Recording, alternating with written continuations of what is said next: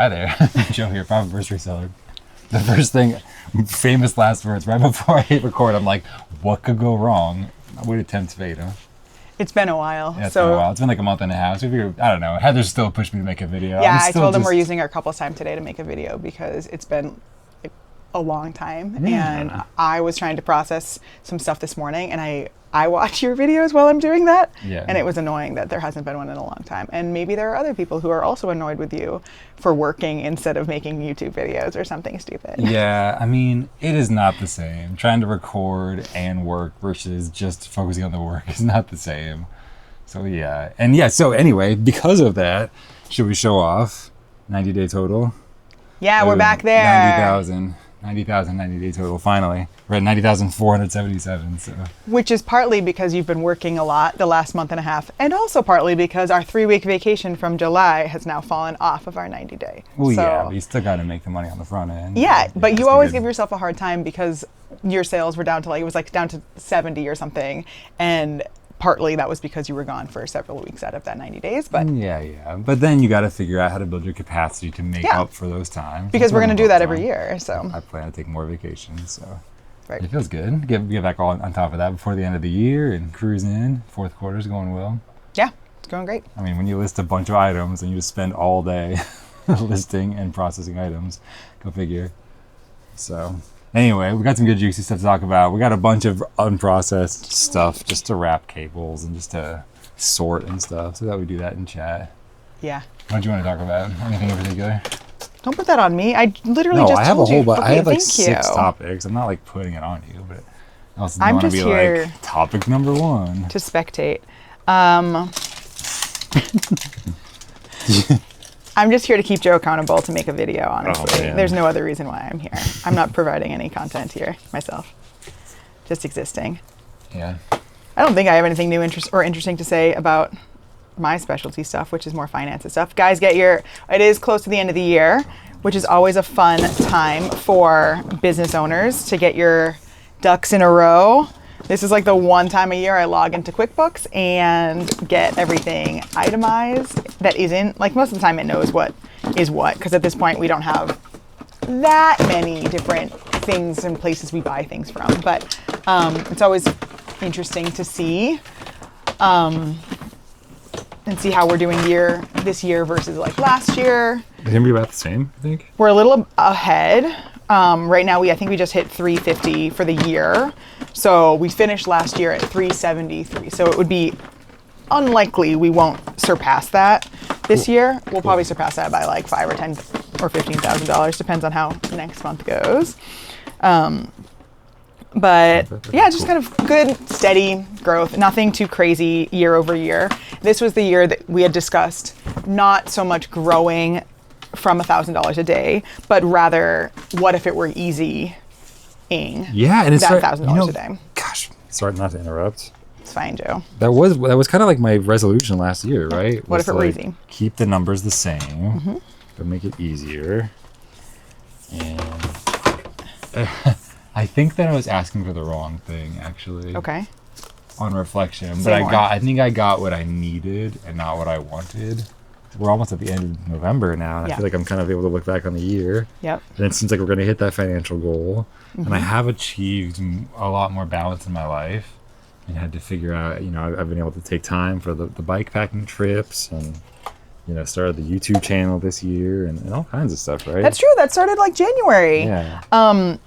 Partly because you were kind of an all work, no play situation at the very end of last year. And so this year that was kind of like you wanted to have a new hobby. So it was YouTube was going to be the hobby of the year. And I guess it felt a little bit out of balance. And I realized that YouTube is awesome, but it's not my business also. Because I put quite a few hours into YouTube and learning, and I do love YouTube. But it's not a repeatable income stream in the same way, or at least it is. It's just not enough per hour. Like each video does get a certain amount of views, but it's just not at the scale yet. And I do want to continue to treat this as kind of like a passion project. In a way, I think it's going to be better. I think I'm going to be more honest. I've got this little e-ink reader on the back of my phone and it just like snaps on with like MagSafe, but it's like a little e-ink reader. And there's this quote. It's like this book. It's good for shorter things. It's like this book of quotes, right? But there was this one quote from Nassim Taleb. He also wrote this book called Anti-Fragile that a lot of people know about. And this is a book of quotes from him. And he said, in science, you need to understand the world. And I'm like, yeah, I resonate with that. And he said, in business, you need others to misunderstand it. And I've been thinking about that a lot. A lot of these are challenging. And of course, these are just little aphorisms. Like they're not 100% true or false, right? But it's got me thinking, like how in some ways sharing everything about your business is counter to your business's success unless your business becomes social media. And it's just interesting to reflect on, right? Like even... Which is also what you see a lot in other resellers who do end up doing well on YouTube is they switch to something like Whatnot, or maybe they just mostly focus on their YouTube and that provides more of their income. Right now, eBay is still providing all of our income, especially if you don't make a video for 45 days or whatever. Yeah, but look at, I mean, if I had spent that much time putting time into YouTube, it's possible. I mean, YouTube does have that much more scalable potential. That becomes a little bit more like a lottery at a certain point. And even for top creators, it's hard to continue getting consistent views, especially once you've built up a whole system if you want to automate or hire it out and hire editors and people to film and all that stuff. So I don't know. I didn't think about it. I'm in this weird position, right? Like I think that, I mean, I've definitely seen the price of Wii remotes, for example, something that I've talked about a lot. Like The we've got a bunch infamous of Wii them remotes. now. You know, Pegasus Lounge and I have talked about it endlessly, and like the price of it has gone down, demand has gone down. I think competition has gone up. And when you think about it, I mean, it only takes a couple of other successful eBay sellers to jump on there for there to just be simply more competition. That can drive the price down $1 or $2. It depends on where people's costs are, but I mean, it's got me rethinking just Wii remotes in general, like because already it was kind of on the brink of profitability for me, where I'm trying to be able to sell $1,000 a day, but processing $1,000 a day of Wii remotes is hard because we do this whole multi-step process where we clean the straps and we clean the battery backs and we clean the Wii remotes and then we test them and then we put them all back together, and like it just takes a lot of hands-on hours, right? And we're only selling them. I mean, we started off selling them maybe close to $18.99 plus shipping.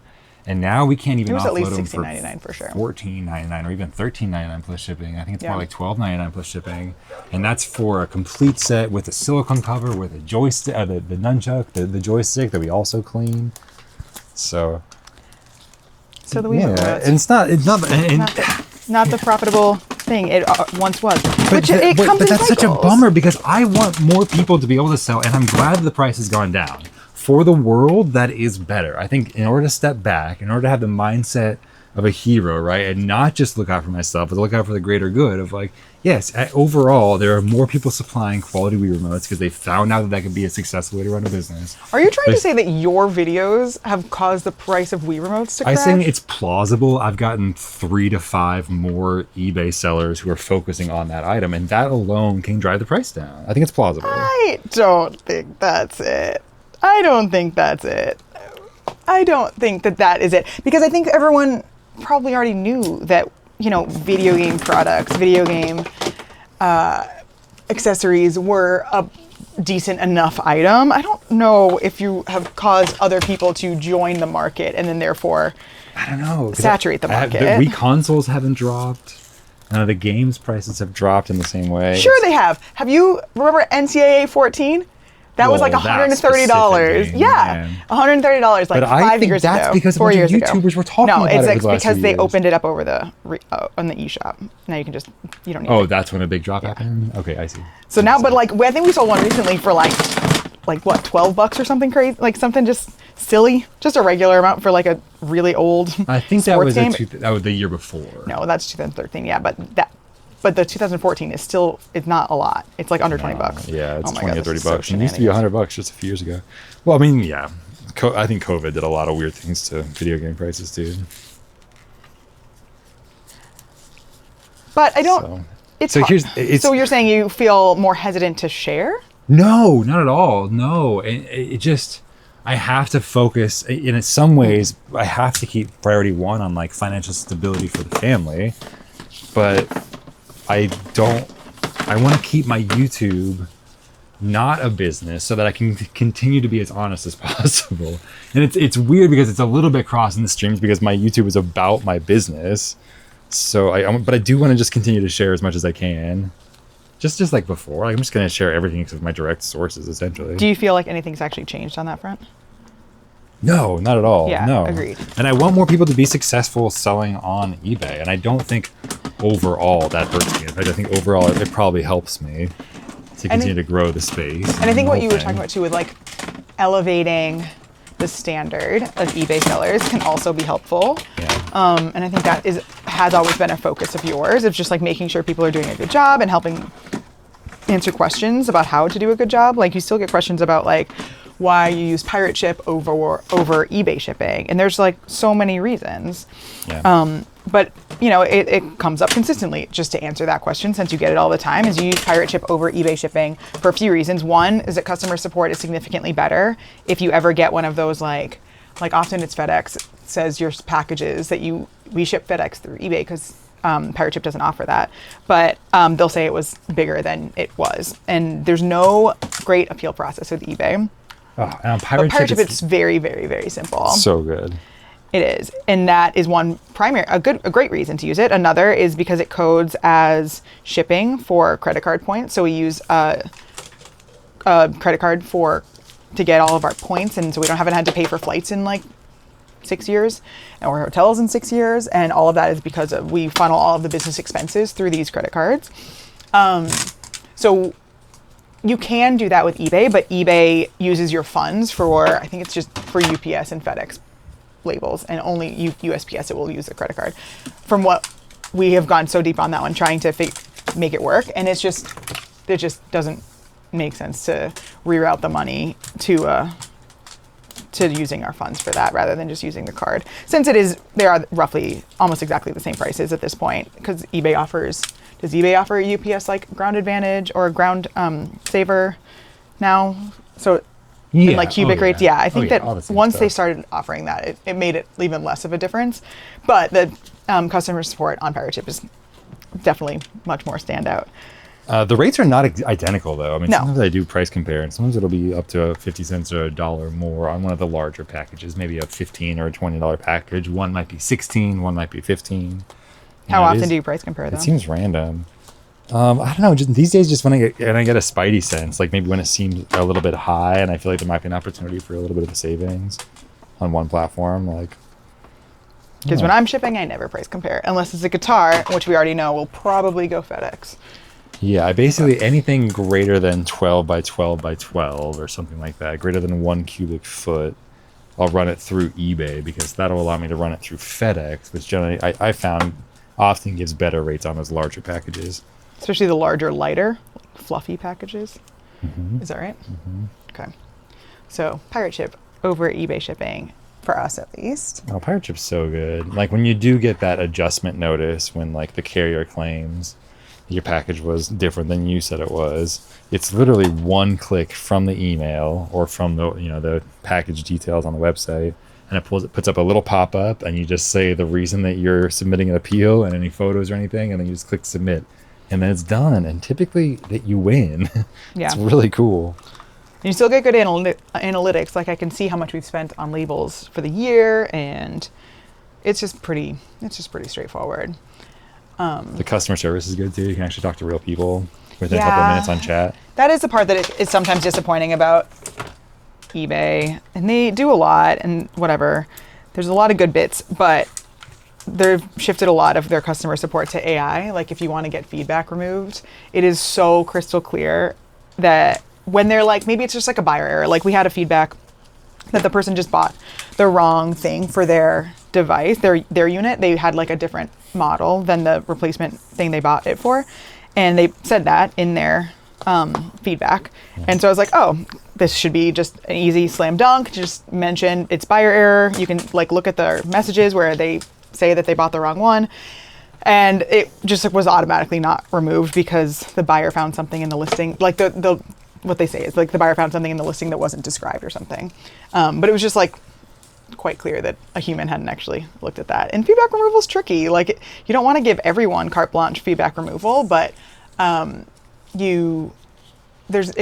it's only AI and there's no appeal process, then it is kind of tricky because it is such a nuanced issue often. Yeah, it seemed like it was something that customer service reps used to have a lot more power to be able to hand out. And I think a few of them got taken advantage of by people who would just call and get it removed every single time. Yeah. That's what I heard. That's fine. Then you should just be better at saying no. That doesn't mean you should switch to AI and have it removed 0% of the time. I think that's too far in the other direction. No, I don't think anybody's happy to see their customer service rep move to AI chat agent or whatever. Yeah. I mean, it doesn't say it's AI, but it's the same exact response every time. And it's just really clear that they're not actually reading it. But chat or voice? Neither. You just submit it. You just submit like a feedback removal.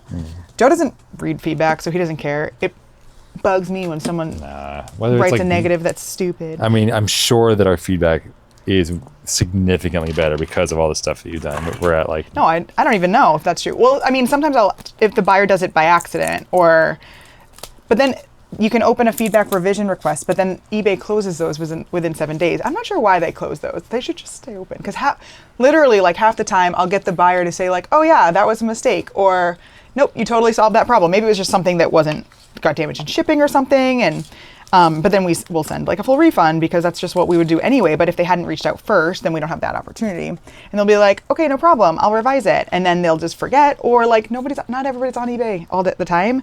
And it times out after a week. And even with like a little like gentle reminder, like heads up, this is going to time out, they sometimes don't get to it. So there's a bunch on there from somebody who said that they would revise, but just didn't quite get to it. And that's okay too.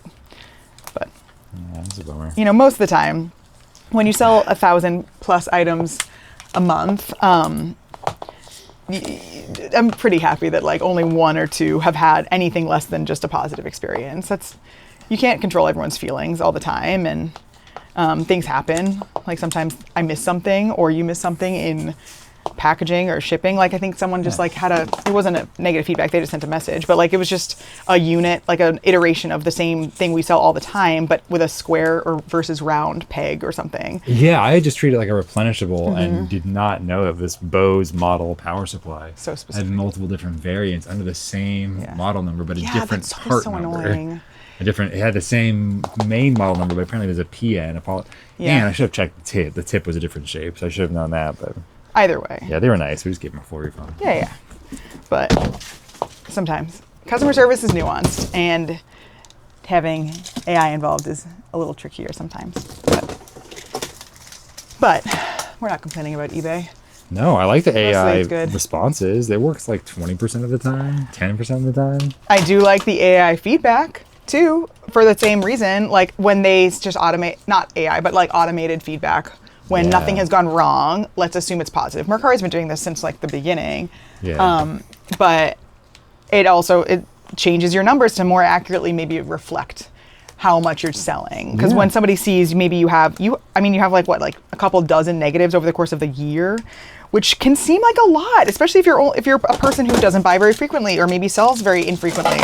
But if you've only had like 24 negative experiences out of like 12,000, which is essentially what it is. Yeah, I think I've had 1,000 positive feedback in the last 30 days. But now because of the automated, you have over 1,000 positive feedback over the last 30 days versus when before it would be around like 200. Because most people don't take the time to write a positive feedback when nothing stellar has happened either. It's just they ordered an item and got it on time, and that was it. So the automatic feedback is helpful, I think, in that regard, to more accurately reflect the customer's true experience without pushing them to necessitate writing feedback. But I don't know. Like it. We're not supposed to be. This isn't even any other things on your list of things to talk about. No, this is eBay. This is eBay talk. It's great. eBay chit chat. That's what we've been focused on. Yep, we've just been working. What else has happened in the last month and a half while we've been gone? For eBay stuff or for life stuff? Whatever, anything that for anything interesting. You can answer the questions too, I feel like a lot of people are talking about fourth quarter Why? But because it is the first quarter? It's like always. It's like if you have enough time to go online and complain about it, maybe you're not spending enough time moving your business forward. Because a lot of people are really busy this time of year, and they're not online complaining about it, saying, what's wrong with eBay? Why are sales down?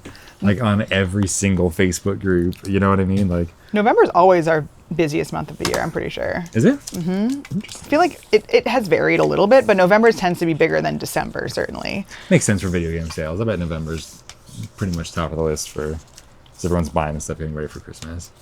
Yeah. November, December. Makes sense. Yeah. And Black Friday mixed in there too. Yeah, but like right now, this month has been pretty strong before any of those things. Were you gonna look? Oh no. But yeah, I think it's been good. Our sales have been, but the way it works for you too is it's very reflective of how many hours you're putting in and what you're listing.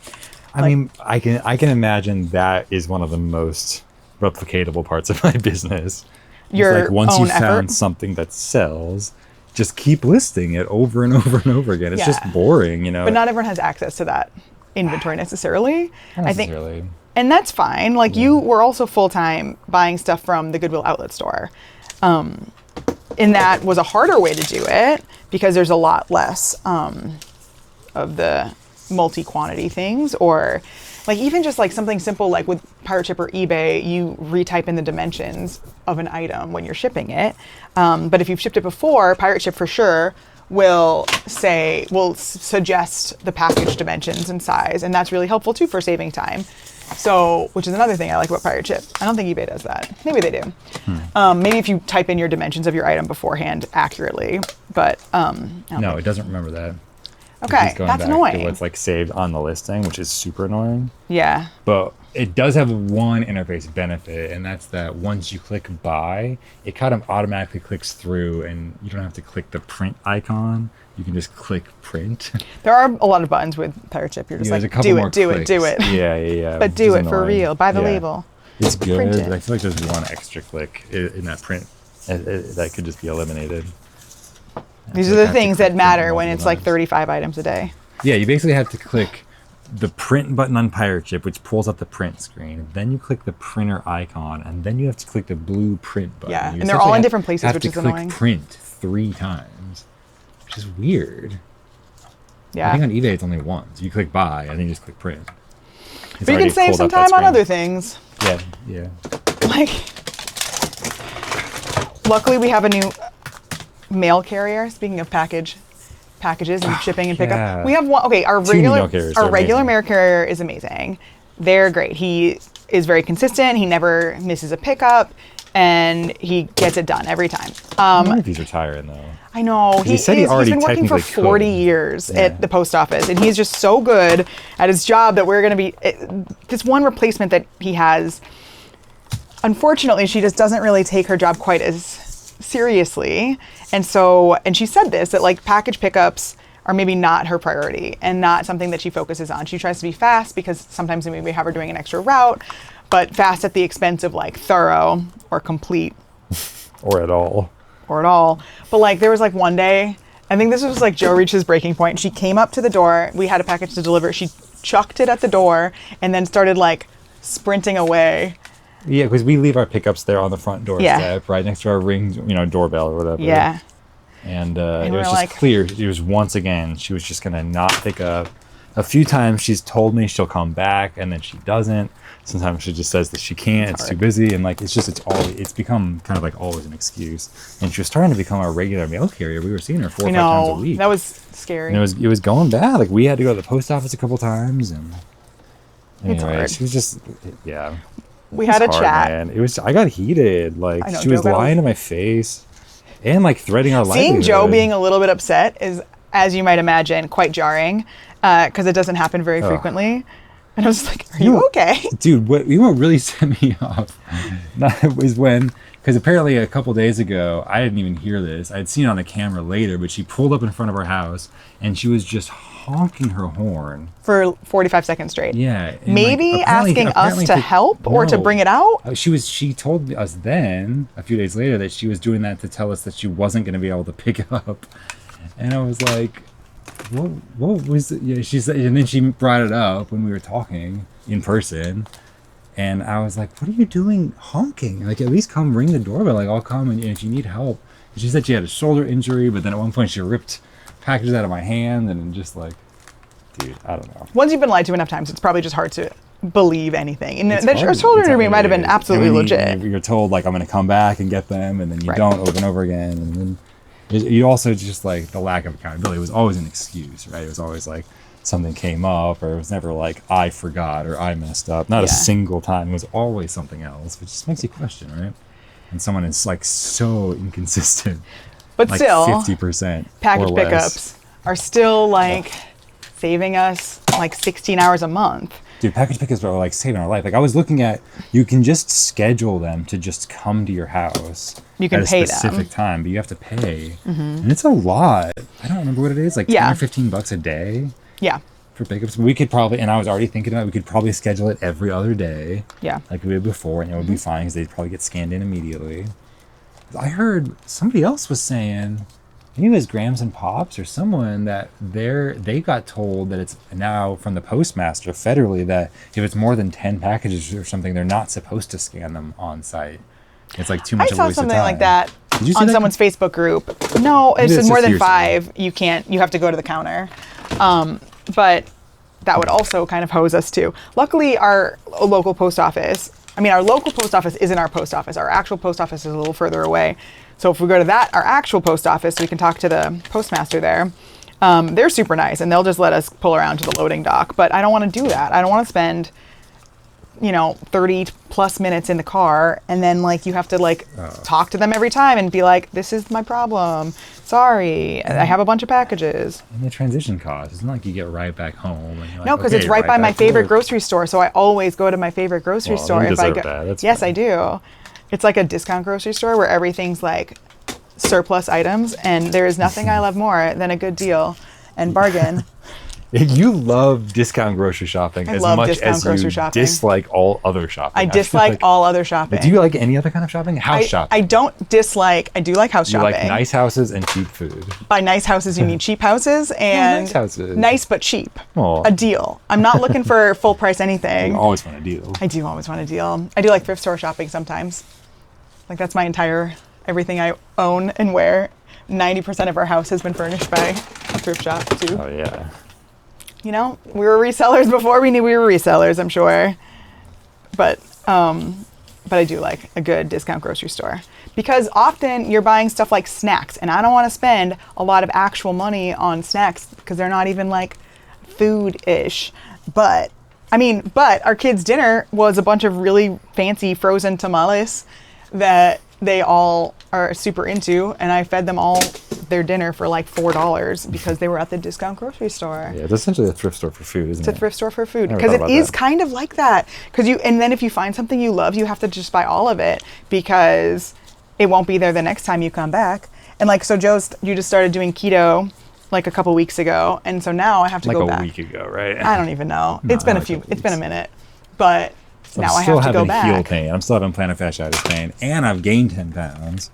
Overall, maybe in the last because you haven't been able to. I think it's been a vicious cycle because I've had to reduce my steps in general, which is reducing the amount of calories I'm burning each day. I'm sure because I'm hurting beyond my feet. So, I'm gonna try something. And I've actually, what pushed me over the edge was somebody said that just in general, going low carb for a while reduced their inflammation enough to really kick their plantar fasciitis. Because in general, from what I've seen, it's a slow moving injury where just over time, whatever your daily workload on that part of your body is overwhelming how much you can heal. So you just need to like tip the scales a little bit on how much you can heal. How much you can heal? Or tip the scales in everywhere. Like I'm doing everything I can do.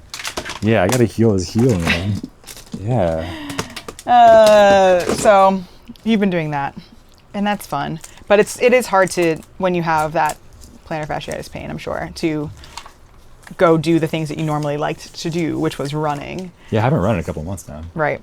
Yeah, it's a bummer. And me and the kids have been going for a hike every day, but you can't really join us, and that's too bad. Biking is actually really positive. It like increases the blood flow, but it does like no weight on my heel. It's so nice. Yeah.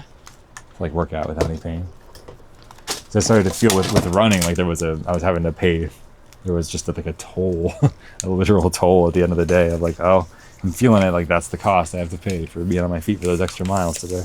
Yeah. That's a bummer. And that's happened this year too. You've had a few things this year that have been health-wise pretty challenging, that have also kind of like, what if it were easy? But like, it's not easy. Some stuff gets thrown at you. So you have to really work on those systems so that when something like you had your like sinus infection month or 2 months and then your heel stuff, Joe has a chair in his office for the first time of his whole life.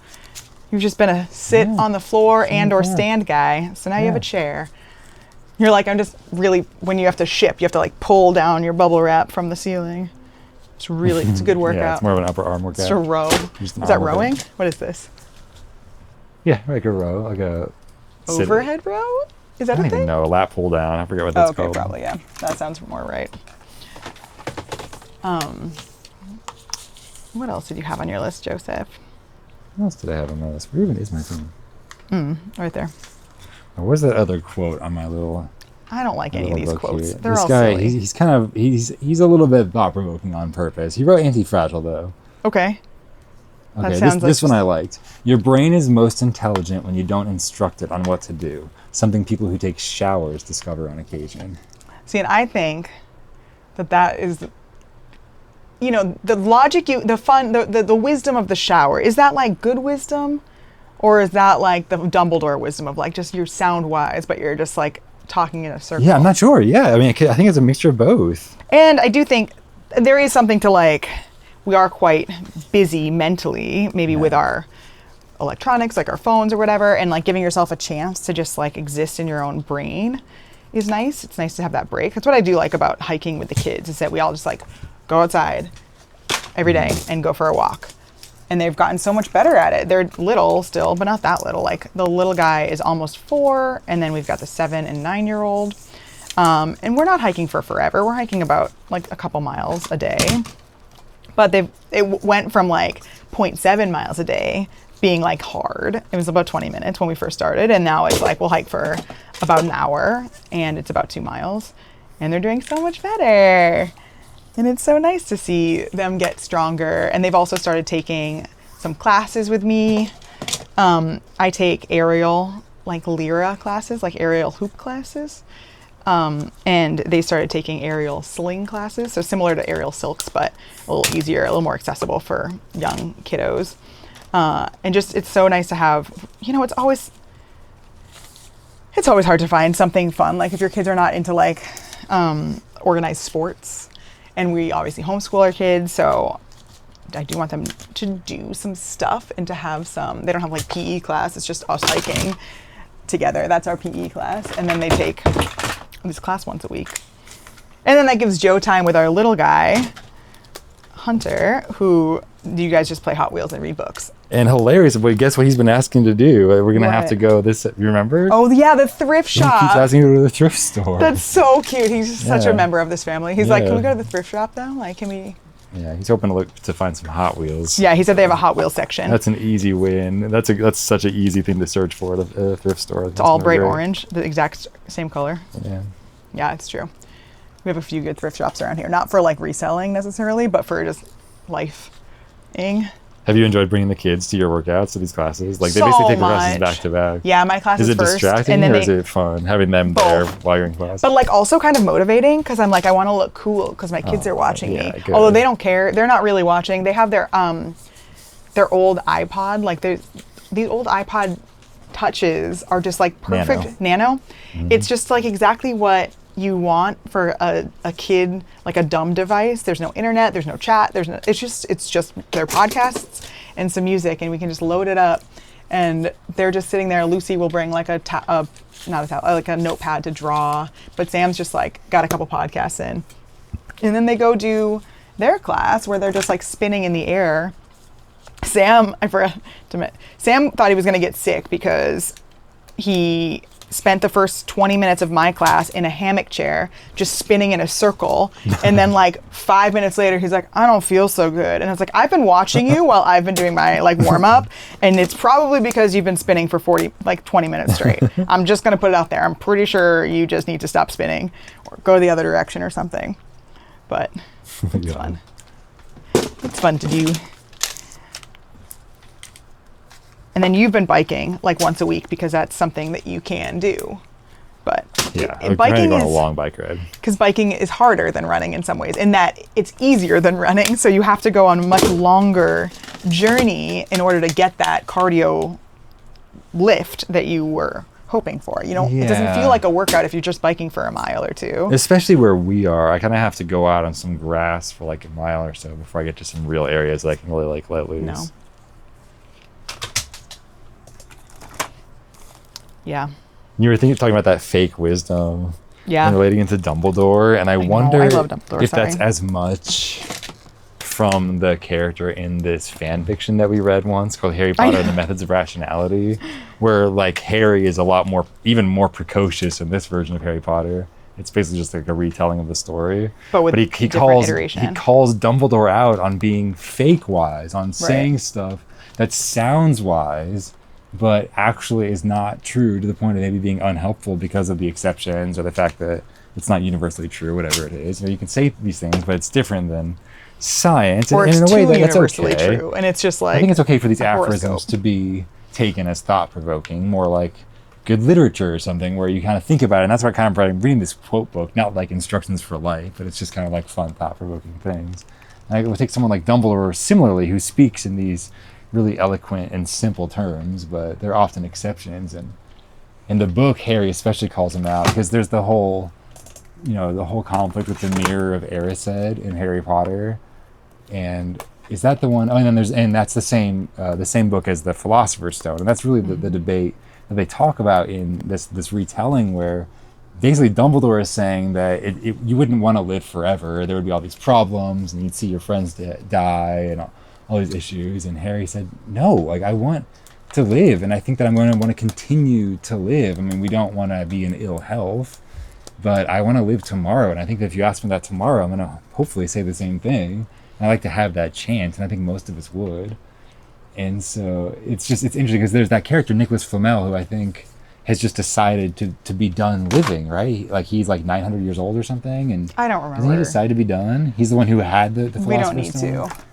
But it's interesting, and if you were gonna choose like how long to live, it'd be interesting, like if you could choose ahead of time. That was actually something that Alex O'Connor was just asked on some like million subscriber Q&A thing. But like, if you had to choose ahead of time, and he's like, I don't know, 1,000 years. Like, if you had, I don't know, like what? But why not? Then at that point, why not 10,000? At year 900, are you gonna be thinking, oh, I have so much more to do, so much more to experience, and like starting to have that same existential dread that all of us do experience on some level? Like, I don't know, like why not set yourself up for success? But would it be also, I don't know, you can start to get really philosophical. Like, do you want to live forever? You are the reseller philosopher or whatever. Yeah, but in this retelling, in this Harry Potter and the Methods of Rationality, people call it H.P. Moore, M-O-R. Harry is like a staunch anti-deathist. He's like very much that death is the enemy. And it's not, just because it's natural doesn't mean that it's good, essentially, is his hypothesis. And there's a lot of ways in which Dumbledore is maybe backwards rationalizing the fact that we all die. And you can say that it makes life more precious and that it makes you appreciate it. And in some ways that it does, but it doesn't make it good. That's just something that we've taken and made a good side effect of. It doesn't mean that the thing itself is good. And it's thought-provoking. I love that book. I feel like there are so many things that we kind of incorporated into our language from that series, and you may not even recognize it. So I'll read it again. It's been years since I read it. A good fanfic, because then you can have a different author writing something with the characters you're already familiar with. Yeah. And this author is still a very prominent AI researcher and philosopher, and he's kind of a rationalist philosopher. He's got a website called Less Wrong. It's quite interesting, and kind of a series of essays on the different, logical fallacies and just ways in which to try to become less wrong over time. Just kind of like, I think, a more productive use of philosophy, or just one of the productive uses. Shall we take it back to reselling, or should we continue on philosophy and fan fiction? I think people are burnt out on reselling talk. We haven't talked about reselling in 41 days, though. So, I mean, I've been thinking about reselling 24/7. Maybe I'm just burnt out. You should not be thinking about reselling 24/7. I'm just doing it. Yeah, you're all just day. doing the thing. Yeah. You got listing taken down for a policy violation. Yeah, I got a policy violation. But it was stupid. Bum, bum, bum. It's been, I don't know, years? Yeah, for a really long time. Like, not a Vero, but sort of. I don't know if it was under the Vero program or not. It had similar vibes in the language. But it was from Sony. But it wasn't from Sony. A PlayStation controller. I think that they eventually said that it was from the owner or whatever. I'm not sure. But the email was like some rando. And it said it was submitted by another user. And they said that it was not a legitimate controller, and it totally was. But it was an interesting case. This is a controller that was on the border of being good enough condition to sell on its own versus just kind of selling it off in a lot for parts repair.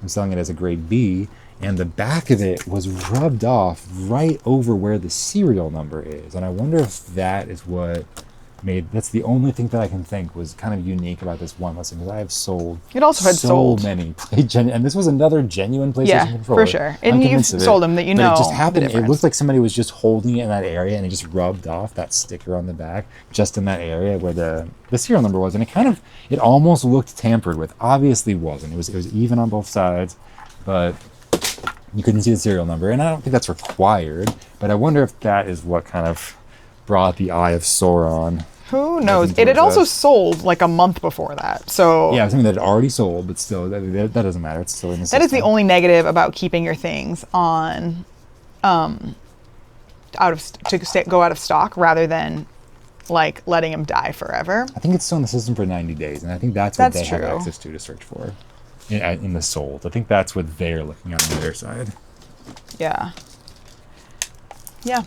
But that was annoying and wrong. Like it was fine. But there wasn't really much to be done since it had already sold, and it's not like. I mean, we submitted appeals to eBay. It was immediately rejected, and then we submitted an appeal another AI directly issue. to the email of whatever email that they gave. And they are not required to get back to you, so they don't. Yeah, poop.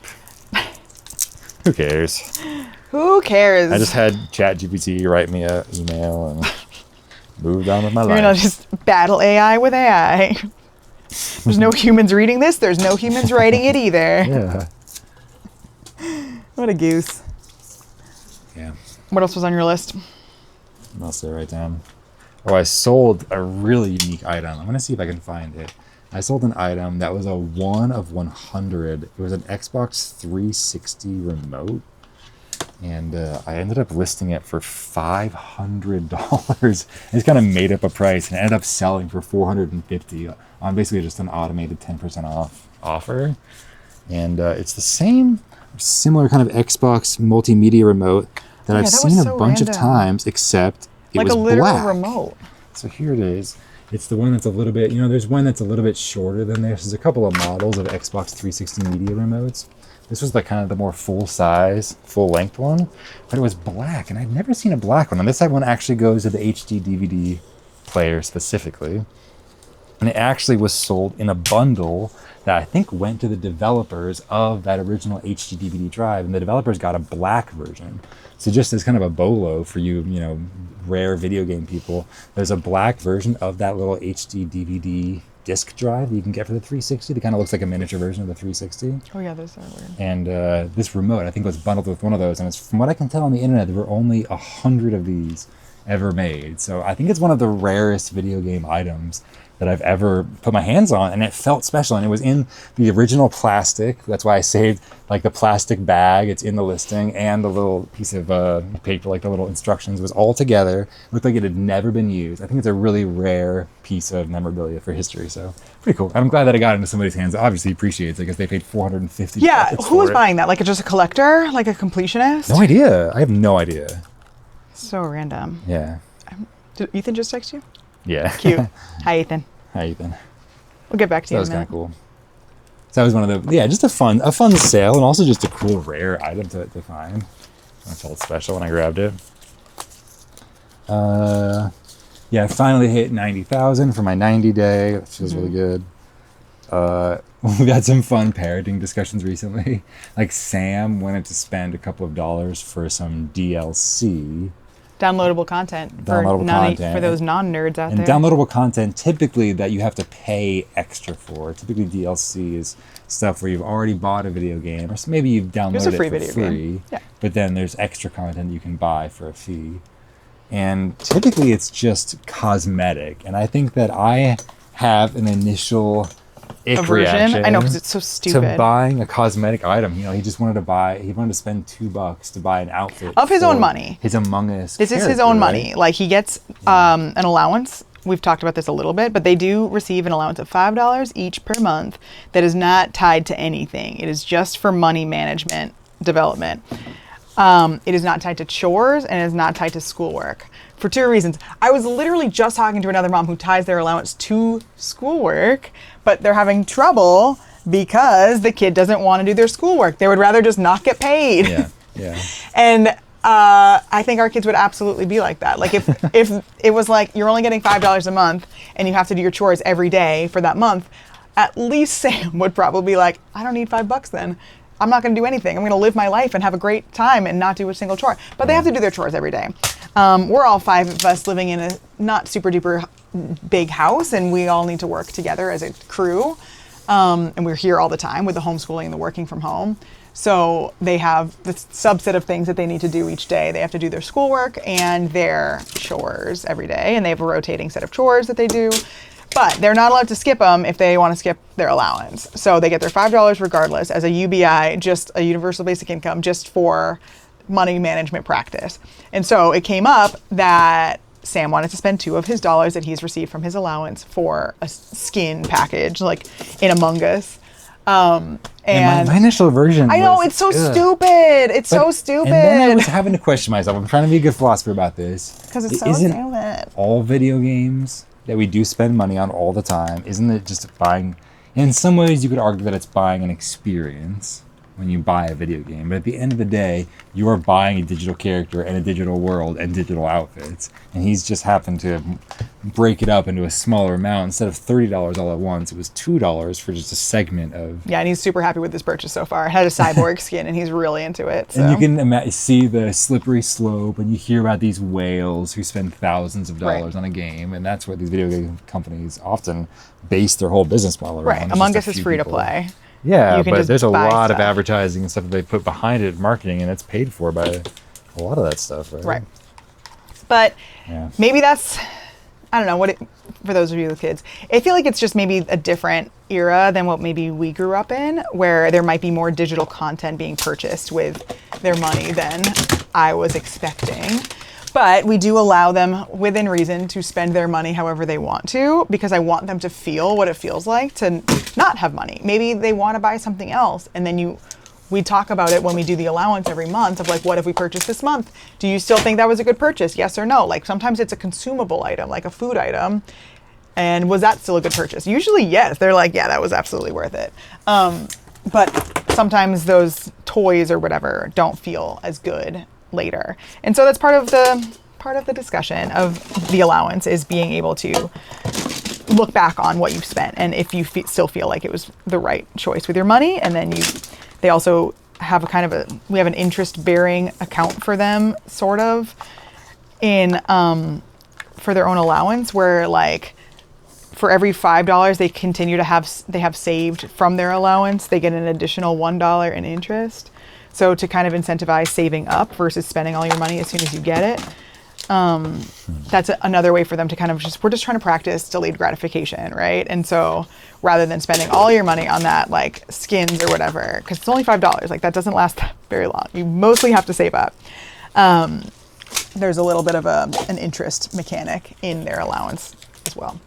But what also happened this week, which I thought was ridiculous, is Joe paid our middle child, Lucy, $5 to clean 2 Wii Fit boards. And that is way too... Yes, and to do some batteries. 10 to 15 minutes of dedicated work on Wii Fit boards, which was hard work, and I was so grateful to get... Because we had sold 9 Wii Fit boards, but they needed to be cleaned with rubbing alcohol, and it smelled horrible, and she was saying that it smelled horrible, but she was still working through it.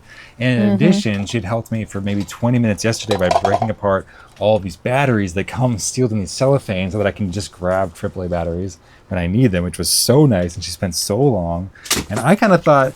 I didn't want to offer to pay her yesterday. She would have been okay with $1. You would have given her $1 and she would have been like stoked. I know, but I'm not trying to do that. I'm not trying to let her be okay with undervaluing her own time. Okay, And so that- I 15 minutes of estimated time is it worth at around- $5? No, around 30 minutes total of good hard effort, literally with stuff that I would be asking an employee to do. And stuff that she was getting good at and was like learning and was like interested in doing it more efficiently. Yeah, she's great. She actually helped create profitable stuff. Like, yeah, so. Right. for So about in 30 addition minutes to of the their time. allowance, they She's can amazing. earn additional money. I know she's And she wonderful. hadn't asked, and what I was going to say is she hadn't asked yesterday. And I kind of thought maybe she just wanted to help, and I didn't want to just be like, here's money. But I do feel in some ways obligated to pay her when she's directly helping me in the business, because that's not just family stuff. That's a separate thing. Yeah. And today, after she helped me, she said, well, are you going to pay me for today and also for helping you yesterday? And I said, well, yeah, duh. She's And I so kind of great. ran a quick calculation. And I was like, yeah, definitely worth it. And I was just so, and especially it was like maybe an extra $1 tip, because in the moment I was so happy to have No, help okay, that with is the Wii Fit true. boards. So like at one point with freaking Wiimotes, we had sold a whole bunch at once, and she, again, Lucy, wanted to help me wrap them, but I gave her like surge pricing because I had to pack them all up. This is, I think, while you were in DC.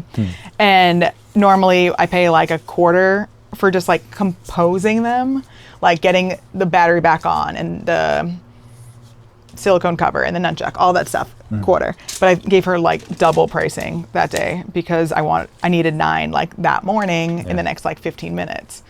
Can't do it at like chill speed. You got to do it now. I've seen So I get it. chore and allowance. You know, there are apps and platforms you can manage chores and allowance. And some of them you can kind of post jobs as like a bounty to all of your kids for a certain price. And whoever wants to take it can take it and receive the money. And then they automatically get paid out in the app once it's complete, if you kind of mark it as complete. My little love that. sister, once a year, apparently does December cleanup with her two. She has 2 teenage boys in her house, and sometimes their rooms are not clean, if you can imagine. And she just has them just use their sibling competitiveness against each other. And whoever has the cleanest room by the end of like mid-December or whatever gets $50. And that- $50. Yeah, Dang. $50 is a lot. That didn't register the first time. That's No, good. that's an amount that would definitely incentivize kids, I That's think. motivating, yeah. Especially because like one of them, for example, like already has a job and stuff, so he's already making money. But $50 But $50 after is like- tax is like a whole work day. Oh, for sure. When your job is paying like, well, I mean, it's Massachusetts, so paying like $15 an hour, but still, it's always hard to know. I think you have nothing else on your list, so What, my 2 talk about list? that's 4 to talk about items on your list or whatever. Oh yeah, well I'm reconsidering how we're selling these Wii remotes. Okay. Like I don't mind doing a general test, but I'm tired of cleaning Wii remotes, and I kind of want to sell them wholesale to somebody who doesn't mind cleaning them. Yeah, but what would that look like? You know, like, are we selling just the Wii remotes? Are we selling Wii remotes with the battery backs, with the silicone covers, with the nunchucks? It's always hard to know what, you know, you want to leave some meat on the bone for somebody else to be able to make some money on. But basically, we're just like, there's just a lot of steps to the process. And my instinct is always just like, well, give it to me. I'll just do it. I'll just clean the Wii remotes because I value my time less, I guess. But now you can test consoles and other stuff. do. And that I think is a higher dollar per. Yeah, but I can't Our always job. test consoles. Like, we were just talking about this today a little bit. From like 8 to 10 a.m., the kids are not going to be doing their chores yet, and they're probably not going to be doing their schoolwork yet because they're like in their like hangout play mode. So from 8 to 10 a.m., there's always, that's like the, yeah, that's when I can do the jobs of like wrapping cables or something, because there's less need for me to be proctoring at that hour. There's a lot of proctoring from 10 to 2 and a lot of, you know, whatever it is, lunch, helping, all sorts of things. But Helping 3 little Homeschool savages kids. exist in the world. Not savages, they're amazing. they're Lucy's so good. 7, by the way, the one who was helping me so much in the business the last 2 days. She's Yeah. 7. It's amazing. She's on the I'm payroll. so proud of her. They're all, doing oh, great. no, not the little one. He's not on the payroll. He's too little. No, he does not deserve to be on the payroll. No The 2 big ones have been getting paid, depending on what they're up to. I need snippers. Do you have snippers? Yeah. I'm not going to deal with these. What are these, like pipe cleaners? No, they're too annoying. Very festive pipe cleaners. But when your kids are actually legitimately working in your business, you can legitimately pay them in most states. Most states don't have child labor laws when it pertains to the your children if the parents own the business. And so our kids are on the payroll and are able to contribute to their own retirement accounts. Are there no laws at all, or just no restrictions on age? Like you can force them to work without breaks and stuff. Like, are there no laws? Dude, I wonder if it just like comes down to like, it's your parenting choice. Yeah. But there's not a lot. I know that they might have laws, but they don't have laws about, well, we don't push up against that because our kids will work for like 30 minutes a few times a week, maybe. So it's not really, I've never bothered to look into anything more serious since they're not that motivated, but they're motivated enough to do some. And if they're legitimately helping in your business, you can pay them a legitimate wage on the books, and then you can contribute that amount of money to their IRA. It doesn't have to be the exact same money, but it can be.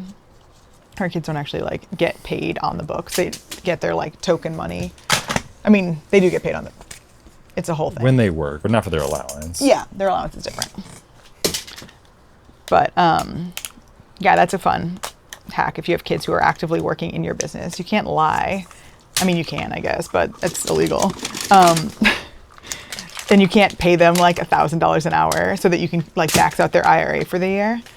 They have to be paid a reasonable wage that's like commensurate with their experience. So since she's only 7, she's not getting paid very highly on the books. What would be a maxed out value? Like thousands, right? Yeah, to max out the value, you could probably do up to the standard deduction because then you wouldn't owe taxes, really. It's like $13,000, but like you wouldn't be able to max out your IRA up to $13,000. Just 7 is the max for the year. But they're not even close to that. I think their highest earning year was like a 1/7 of that or something. Because that was what reflected what they were actually working at the time. And like there was one year where we were like getting all these Legos that were in these bulk bins, and the kids were building the Lego sets, and then we would sell the Lego sets. And I talked to our accountant, and she was like, that does count. Like what they're doing is they're checking for completeness, which is what I had been doing. And then I was like, you know what, you guys can do this.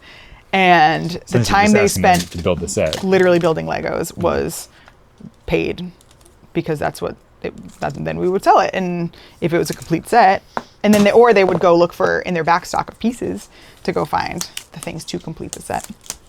It's always fun to build Legos for a job. But wrapping cables is fine too, I suppose. Yeah, at this point we have about a Gaylord's full of Legos just on the property that we need to deal with at some point. So many bins of Lego. Yeah. You can't say Legos. Legos. Don't do it. They'll come for you. Legos my egos. I finished my bin of WePower supplies. Nice. And then we have, I shouldn't have thrown that. Should I clean those? The Wii remotes? Yeah. Are we doing that? I think we could be done. We could be done. This is a good work sesh. We did good it. Chat sesh. We did it. We made a video. We hung out with you guys. I made Joe come back and talk on the YouTubes. Yeah, maybe it helps you get back in the groove.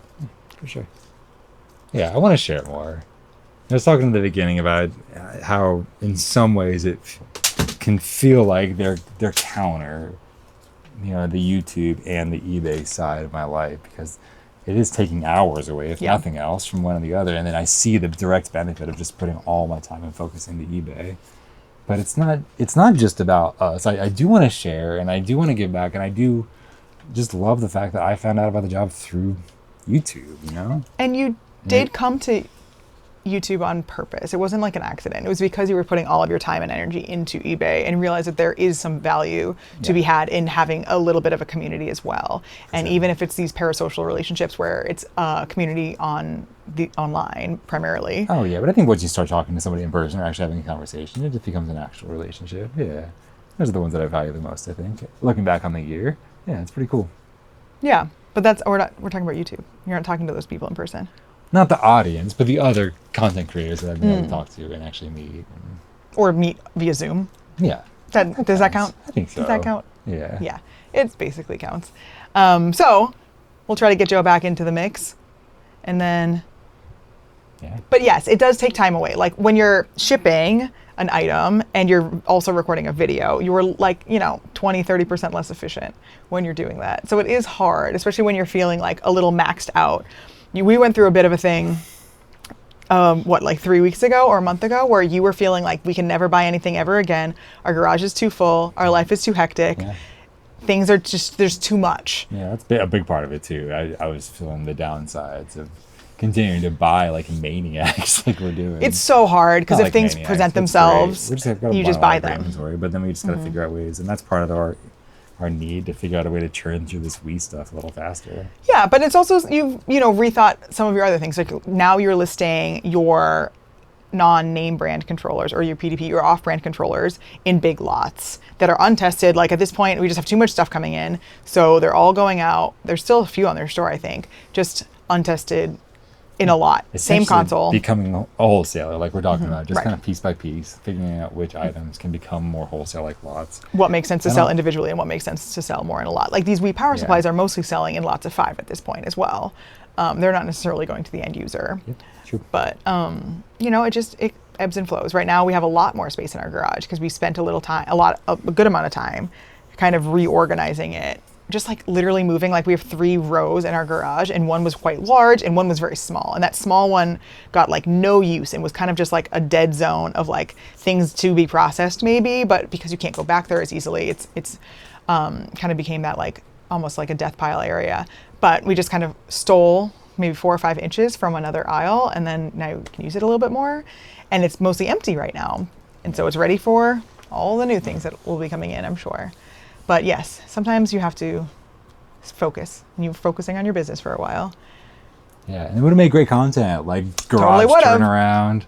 But that stuff is enough. It's so much work as it is. So just respect all the content creators that continue to post the hard stuff and like post through the hard times and post the struggles. It's hard to do both. It's hard to continue to talk about it.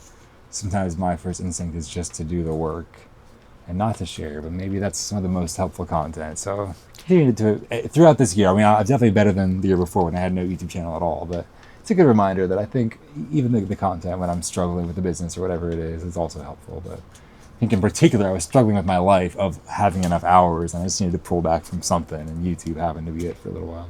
Yeah. It's fine.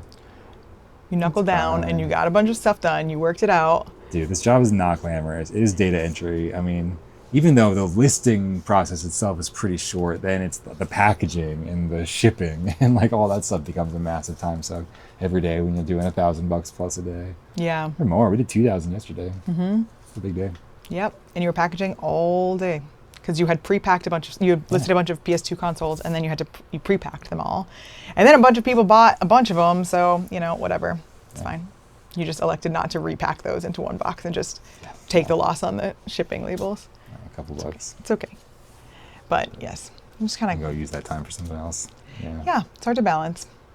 I'm sure that all the other resellers in the comments can relate to balancing it all. Yeah, although very few people pre-pack like I do, so that's not a common issue where... Really? I thought a lot of people pre-packed. Nobody pre-packs. Because it takes up a lot more space. It's honestly, it's tricky. No way. Some of those consoles are hard to stack. Yep, PS3s are the worst. Yeah. You definitely fix those by pre-packing those. But like a PS2 stacks so well, but you're selling them with cables, so it's complicated. It's a little more. And especially with this setup where it needs to come back up here to be packed, just packing it while it's up here, I think saves so much. It saves a whole trip up and down. With that heavy stuff, I can only carry 2 or 3 per trip, which means it's saving me so many trips as well. Which is partly why we were looking for a different house that would have like somewhere to work on the main floor. Yeah. That would be the bigger You dream. gotta find that compound. No, I don't want a compound. I just want a house. Ranch style house. Yeah, just The keep it giant simple. warehouse and shed and workshop. No, An none of those apartment. things. None of those things. Literally none of those things. That's just more stuff to do.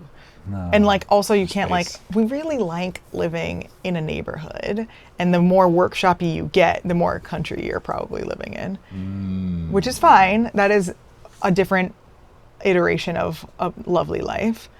But I don't know. Is it our lovely life? Maybe. I do just love hiking in the woods. It's so hard to imagine moving anywhere that doesn't have access to trails outside the door. Yeah. Without having to drive. It's pretty cool. Yeah. There's a few places around the city. Not a lot, though. Nope. Either way. Well, All hopefully everyone has a lovely Turkey Day on Thursday. Happy Thanksgiving. Go hang out with your whoever you like. Yeah. We're grateful for so many things. Gratitude. What are you grateful for this year, Joe? Oh, food. Is it weird that the first thing I thought of was carbs? 'Cause I haven't eaten almost any carbs in like a week. What I had, I don't know. Yeah. I'm trying to keep it under 50 grams a day, which is pretty hard to do overall, and feed somebody as big as me.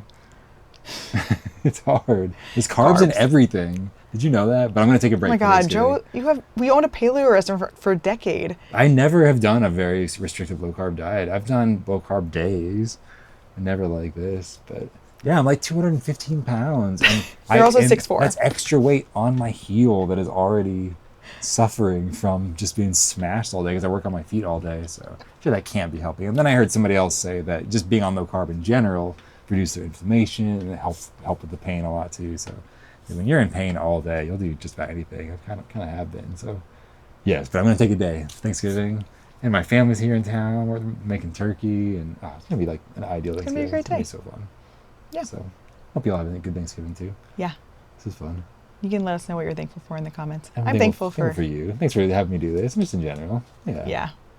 I like you too. Yeah. Big fan. Anyway, we like you as well. And then Joe, we'll see you in the comments. In the comments.